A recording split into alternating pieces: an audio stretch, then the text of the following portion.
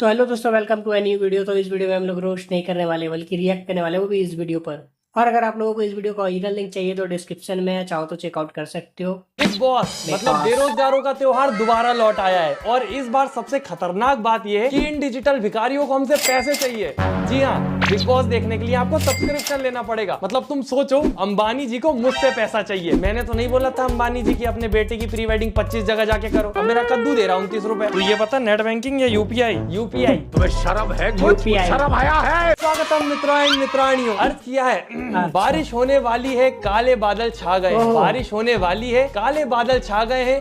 पहले big boss में celebrity आते थे, इस बार सारे छपरी आ गए। सही बात बोला।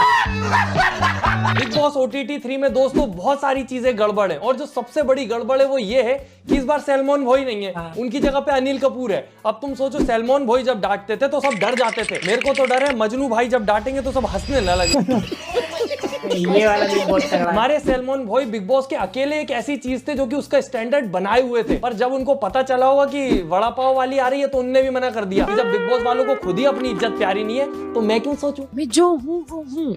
मतलब चंद्रिका को नॉर्मल बैठना पसंद है, वैसे ही वो दिखेगी। चंद्रिका को मेकअप एंड ऑल नहीं पसंद है, वो वैसी दिखेगी। अरे थांबा, ओ घमंडी लालटेन, तू ही है ना चंद्रिका या कोई और है? ऐसी है चंद्रिका, वैसी है चंद्रिका। बेचारी को पूरी दुनिया ने वड़ा पाव करके उसका नाम ही वड़ा पाव रख दिया। खुद का नाम चंद्रिका, उसको खुद ही लेना पड़ता है। और मेकअप के बारे में क्या बोल रही थी? चंद्रिका को मेकअप एंड ऑल नहीं पसंद है, वो वैसी दिखेगी। अच्छा, फिर ये मुंह पे पुट्टी और डिस्टेम्पर पोत के कौन घूम रहा था? कहाँ डालते हो भाई? कहाँ डालते हो भाई? किसने सोचा था बच्चे का रोना रोते रोते बिग बॉस में पहुंच जाएगी? हर जगह बच्चे का रोना रोती है, जैसे दुनिया में सिर्फ इसके पास ही बच्चा है। मेरा बच्चा। आप घर में अपने बेटे के लिए जा रही हैं तो क्या? और सोचने की बात है कि जिस बच्चे के लिए ये बिग बॉस में जा रही है, जिस बच्चे के बर्थडे पे इसने भंडारा किया अपने ही बच्चे से दूर रह के। सोचो, बर्थडे के दिन बच्चा बोल रहा मम्मी का वो तेरे नाम का भंडारा कर रही है, और वही बच्चा जब एयरपोर्ट पे गिर गया तो बेचारे को उठाया तक नहीं। अबे सच में गिर गया यार। अरे पोज दे रही है। अब देखा मैंने, जैसे ही पापाराजी ने आवाज लगाई तुरंत रुक गई, पोज देने लग गई। और बेचारा पीछे बच्चा गिर गया, उससे किसी को कोई मतलब ही नहीं है। एक तो सच बताऊं तो इसका बच्चा कौन है पता भी नहीं चल पाता, क्योंकि इंटरनेट पे सर्च करो कि बड़ा पाव वाली का बच्चा तो वो आ जाता है ओवर एक्टिंग की दुकान। ये इसका बच्चा कब से हो गया? और इतनी बड़ी वाली है, जले हुए जीरे से चिपकी हुई चिपकली कि बाहर तो गरीबी का रोना रोती रही, इतनी गरीब हूँ मेरे बेसन का क्या होगा। और जैसे बिग बॉस में गई उन लोगों को अपनी अमीरी दिखा रही है कि शहंशाह तो मैं ही हूँ। इतनी अमीर हो गई कि बिग बॉस के घर में आ गई। इतना अमीर हो गई, बिग बॉस इधर जा रही है भाई। दिन का 40,000, 6 लाख का यार तुम्हें मेहनत कर रहे हो ना यार। 40,000 दिन का कमाती है और महीने के 12 लाख रुपए होते हैं। और इतने पैसे इसको कम पड़ जाते हैं बच्चा पालने में। हाथी का बच्चा तो नहीं पाल रही बहन, क्योंकि इंसान का बच्चा तो इससे कम में भी पल जाता है। और ऊपर से इसके मुताबिक तो ये बोलती है कि पैसा कम पड़ रहा था बच्चा पालने के लिए, तो बिग बॉस में आना पड़ा। कितना यूज करती है बेचारे बच्चे को। और एक तरफ हमारे डोली चाय वाले भैया हैं, वो इसीलिए बिग बॉस में नहीं आए क्योंकि उनके मुताबिक वो 45 दिन अपनी मम्मी के बिना नहीं रह सकते, और 45 दिन चाय की टपरी कौन चलाएगा। तो इसलिए तो रिस्पेक्ट है भाई डोली भाई की। डोली भाई ने आज भी अपनी चाय की टपरी को बिग बॉस से ऊपर रखा। और एक तरफ ये थी तुरंत अंदर पहुंच गई, क्योंकि इसको तो वैसे भी प्रैक्टिस है खाने की लड़ाई करने की। खाने के लिए लड़ाई, खाने से रिलेटेड लड़ाई। अंडा क्या दिन भर हमारा बनेगा जो हम 4-4 5-5, तो फिर मैं भी किसी के लिए कर लूंगा और किसी से बोलूंगी भाई तू मेरे लिए रेस कर, मैं तेरे को अंडा दे दूंगी, तू मुझे। हां ये कर लूंगी, फिर वैसे भी अलग रख दूंगी मैं। हां ये तो यार ये बड़ा पाव के वो ठेले पे ये तो मैंने वो तो ऑलरेडी मैंने बोल दिया।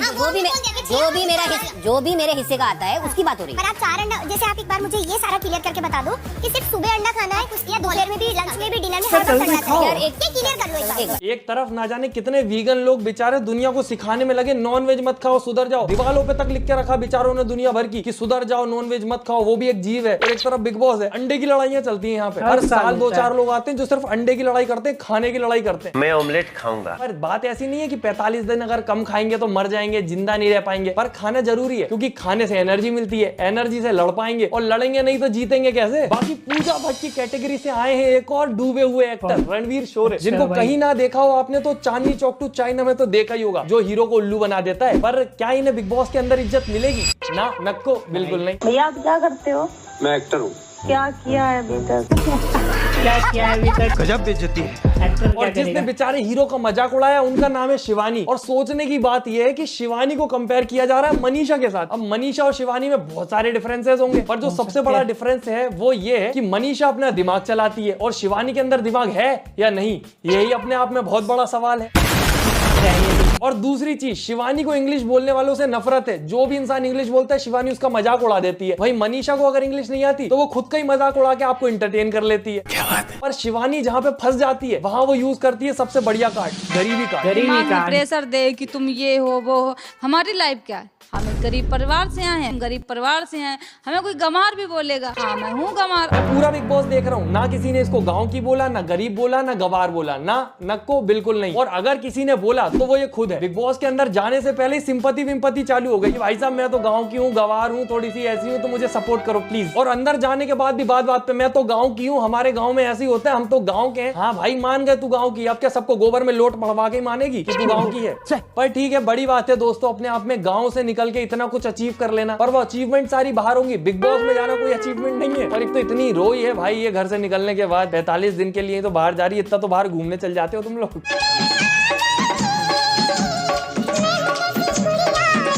बहुत ज्यादा ओवर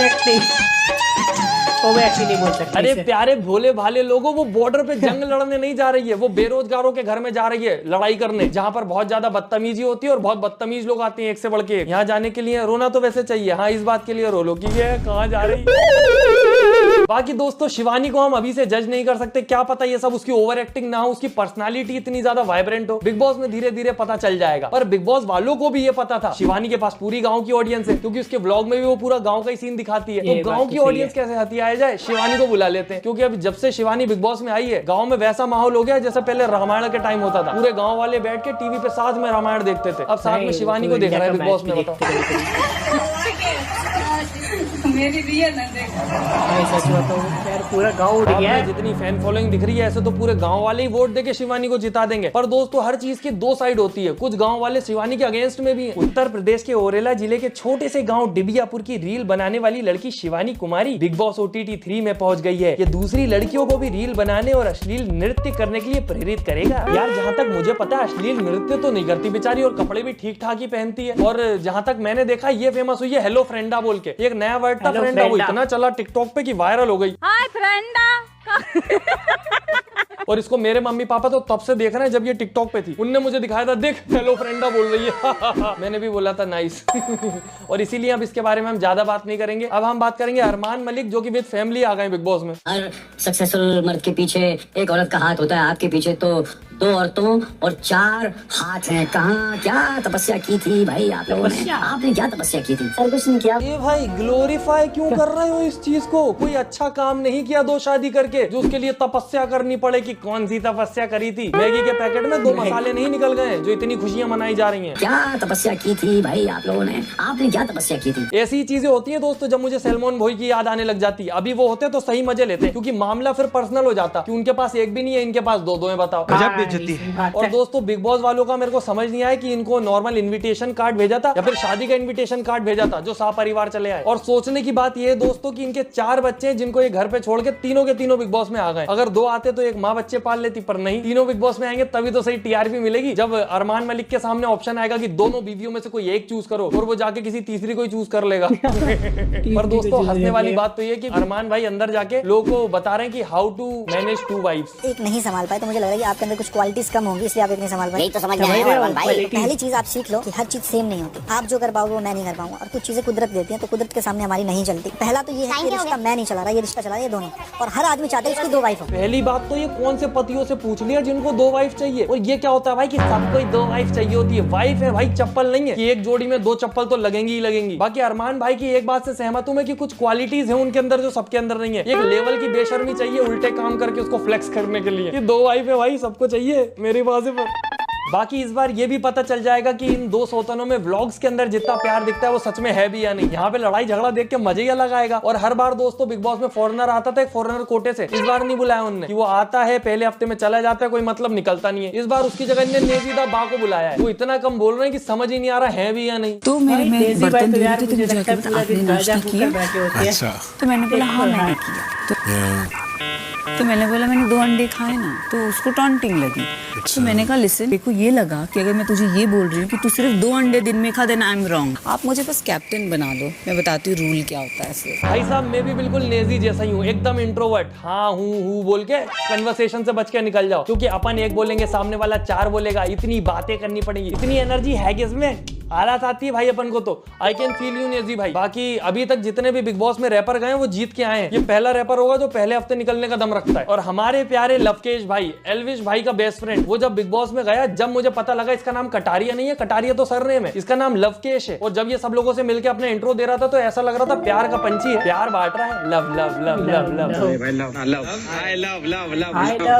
लव। बाकी पहले तो मुझे लग रहा था कि एल्विश यादव के पास जितनी कट्टर ऑडियंस है वो सब कटारियों को सपोर्ट करेंगे, कटारिया इजीली जीत जाएगा। पर अब मुझे थोड़ा सा शक लग रहा है, क्योंकि कटारिया के अगेंस्ट फुकरा इंसान की ऑडियंस है जो कि काफी कट्टर है, मनीषा रानी की ऑडियंस है वो भी काफी कट्टर है, मुनावर फारूकी की ऑडियंस है वो भी बहुत कट्टर है। कटारिया ने अभी तक जितने लोगों से पंगे लिए ना, सबकी ऑडियंस इसके अगेंस्ट है। और मुझे अभी ये वीडियो की रिसर्च करते करते पता लगा कि अरमान मलिक की जो फैमिली व्लॉग्स की ऑडियंस है वो भी बहुत ज्यादा कट्टर है, शिवानी के पास उसकी अलग ऑडियंस है। तो अब मेरे हिसाब से कटारिया का जीतना थोड़ा मुश्किल हो सकता है। बाकी आप लोग मुझे कमेंट में बताओ कि आपके हिसाब से कौन जीत सकता है। और बाकी कंटेस्टेंट की बात करें तो एक विशाल पांडे जो कि काफी ज्यादा मैच्योर और सेंसिबल इंसान लगा मुझे, क्योंकि उसको स्टेज पे भी कटारिया ने रोस्ट कर दिया था और बिल्कुल ऑफेंड नहीं हुआ, मजाक में ले लिया उसने, क्योंकि उसको भी पता है कि एल्विश यादव की ऑडियंस कटारिया के साथ है, अगर इससे पंगा लूंगा तो मेरे वोट कट जाएंगे। और अंदर भी कटारिया से उसकी अच्छी दोस्ती चल रही है। उसके बाद आती है सना मकबूल। सना मकबूल सुंदरता के नाम पे ऑडियंस ले जाएगी। मेरे को तो पहली नजर में ऐसा लग गया था ज्यादा लंबा तो नहीं जाएगी, पर ये सुंदरता के नाम पे ऑडियंस ले जाएगी, क्योंकि शुरू से वो जितनी शांत दिख रही है ना, इतनी शांत आगे तक तो नहीं रहेगी। और उसके बाद आती है ये आंटी जी। ये आंटी जी का तो मेरे को अभी भी दिख भी नहीं रही है, ये भी जल्दी निकलेंगी, या तो पहले नेजी निकलेगा या तो फिर ये निकलेंगी। और फिर आती है हमारी बड़ा पाव वाली, जो कि भले ही लड़ाकू है थोड़ी, पर लंबी रेस की है घोड़ी, टॉप 5 तक तो जाएगी ही जाएगी, देखना। उसके बाद आते हैं जर्नलिस्ट दीपक चौरसिया, जो कि काफी ज्यादा एरोगेंट और ईगोइस्टिक से हैं, जरा जरा में ऑफेंड हो जाते हैं। भाई मतलब बंदा इतनी बहकी बातें करता है कि स्टेज पे खड़े होकर वो विशाल पांडे से बोल रहा है कि ऑडियंस को कुछ बोल के जल्दी से इन्फ्लुएंस कर दो। ऐसे थोड़ी इन्फ्लुएंस होता है, कोई रैंडम इंसान को खड़े होकर एकदम से इन्फ्लुएंस थोड़ी कर देगा कोई। ऊपर से वो फैशन इन्फ्लुएंसर है, वो कपड़े पहन के दिखाता है कि कैसे कपड़े में आप अच्छे लग सकते हैं, और उसके हाइट हेल्थ के जो लोग हैं वो इन्फ्लुएंस होंगे। हर कोई को हर कैसे इन्फ्लुएंस कर दो। एक तो यूट्यूबरों से बड़े किलपते हैं भाई ये लोग, टीवी वाले और जर्नलिस्ट वगैरह कि यूट्यूबर हैं, यूट्यूबर है, क्या पता देखता कौन है इन्हें। और फिर आखिरी में यूट्यूबर ही जीत के निकलता है, बैठे रह जाते फिर कहते हैं कि इनके पास ऑडियंस थी, हमारे पास ऑडियंस नहीं थी, क्योंकि तुम वो ऑडियंस का मजाक उड़ा रहे थे पूरे टाइम। और टीवी एक्टर की तरफ से आए साई केतन राव, जो कि एंट्री पे ही ओवर एक्टिंग करना चालू कर दी थी। शुरू हुआ, अंदर घुसा और रोने लग गया, और थोड़ा अंदर गया अपनी कहानियां सुना के रोने लग गया। एक शालीन ये लोग जानबूझ के हर बार लाते हैं कि एक तो होना चाहिए ओवर एक्टिंग, बाकी लड़ भी पूरा जी जान से रहा है वो। और फिर आती है वो क्या नाम है, सना कौन सी है, सना सुल्तान, जो कि शायरियां वगैरह सुना रही है। वो तो बाहर वाली, मुझे लगता नहीं जीतने की उम्मीद है उसकी, क्योंकि बाहर वाली थोड़ी जीतेगी जिसको सारी खबरें मिल रही। और एक पोलोमी है जिसको तो मैं जानता भी नहीं हूँ कौन है, कैसी, और अभी दिख भी नहीं रही। अगर वो बेबी का जैसे विलेन बनने की दम रखती है तो ही आखिरी तक टिक पाएगी, वरना वो भी निकल जाएगी। और फिर आता है नीरज गोयत। नीरज गोयत से तो मुझे सच बताऊं बिग बॉस में जाने की उम्मीद भी नहीं थी, क्योंकि काफी ज्यादा इज्जतदार इन्फ्लुएंसर था। वो भी हो सकता है जीत जाए, पर वो जितना मैच्योर और सही दिखा है अभी तक, मुझे लगता नहीं बिग बॉस में छीछा लेदर मचा पाएगा वो। बाकी अभी नीरज गोयत के बारे में ज्यादा कुछ पता नहीं है, तो क्या पता कुछ अनएक्सपेक्टेड कर दे। बाकी मुझे तो यही लगता है कि आप लोग अभी एक चीज कर सकते हो, वीडियो को लाइक और फेवरेट पार्ट कमेंट और चैनल सब्सक्राइब। प्लीज दोस्तों चैनल सब्सक्राइब करें, वीडियो लाइक करें। आई होप कि तुम लोगों को ये वाला रिएक्शन वीडियो अच्छा लगा होगा। अच्छा लगा तो जल्दी इस वीडियो को लाइक और चैनल को सब्सक्राइब कर लेना, और अपना फेवरेट पार्ट कमेंट करना मत भूलना, कमेंट कर देना। और इस वीडियो का ओरिजिनल लिंक डिस्क्रिप्शन में है, एक बार चेकआउट कर लेना, ठीक है। मिलते हैं नेक्स्ट वीडियो में।